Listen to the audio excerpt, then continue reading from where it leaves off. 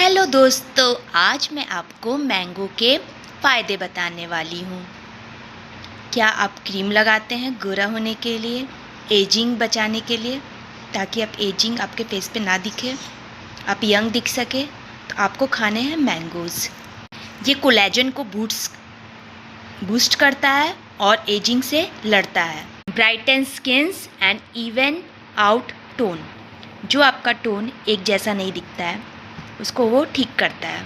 ये हमारे स्किन को डीपली हाइड्रेट भी करता है और मॉइस्चराइज भी करता है। ये एंटीऑक्सीडेंट प्रोटेक्शन भी देता है। Helps combats acne and prevents inflammation, gently exfoliates and renew skin. और ये सनस्क्रीन का भी काम करता है, हमें यूवी प्रोटेक्शन से बचाता है। एक्ने और शरीर के सूजन से हमें बचाता है, शरीर को साफ करता है और न्यू बनाता है। कृतिका, मैंगो खाते हैं ना बच्चे? टेस्टी है ना? फायदा करता है, खाओ।